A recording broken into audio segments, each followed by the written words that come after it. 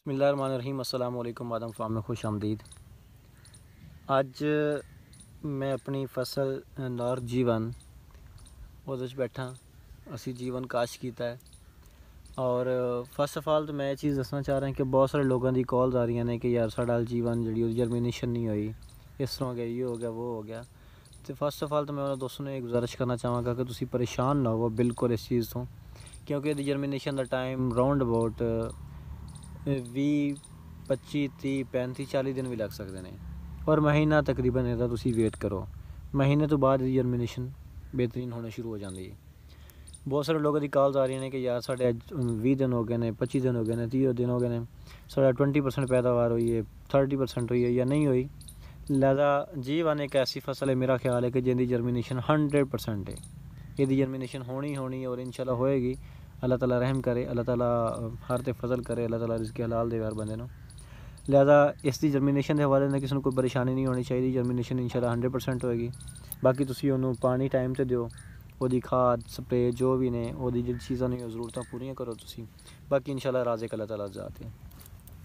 और सैकेंड के मैंने खुद बहुत लेट काश किया है तो यदी जर्मीनेशन जोड़ा बेहतरीन टाइम है जो थोड़ी थोड़ी ठंड हो जाती है ना, उस बाद ही जर्मीनेशन शुरू होती है, क्योंकि गर्मी के जर्मीनेशन बहुत कम है।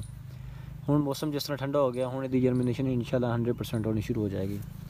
और सैकेंड कि तुसीं इहनूं किहड़ी खादां दित्तियां ने, किहड़े स्प्रे दिते ने। तो इस अलावा कुछ लोगों ने जीवन काश किया है तो उन्होंने इस तरह काश किया है कि जिस तरह तुसीं ये देख रहे हो कि हल्का जो उपरों नज़र आ रहा है, हल्का जिहा, ठीक है, और इस तरह हल्का जो ऊपर नज़र आ रहा है। कुछ लोगों ने तो बिल्कुल जीवन नूं इस तरह, और दूसरी चीज़ मैं भी दस तीसरी कि कुछ दाने इस तरह बाहर निकल के गिर चुके हैं। तुसीं उन्होंने उठा के दोबारा भी लगा दो तो कोई परेशानी नहीं है। तुसीं जिहड़े दाने गिरे हुए हैं तुसीं उन्हें उठा के दोबारा काश कर दो।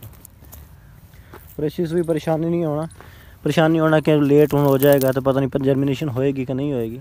यदि जर्मीनेशन इंशाल्लाह 100% होएगी। और तुसीं ज़रूर उन्होंने कुछ दाने निकल जाते हैं पानी की वजह तो ना, पानी ओदा मतलब जोड़ा पानी का बहाव होंदा कुछ इस तरह होंदा कि पानी पौधे जोड़े बल्ब ने वो डिग जाते हैं।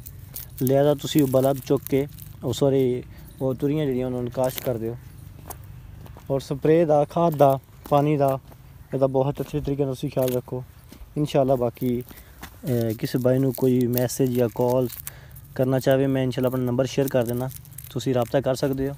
और अपने जीवन के हवाले ना किसी ने कोई सवाल जवाब होवे तुसीं मोस्ट वेलकम, बिला झिझक सवाल जवाब कर सकते हो। Thank you so much.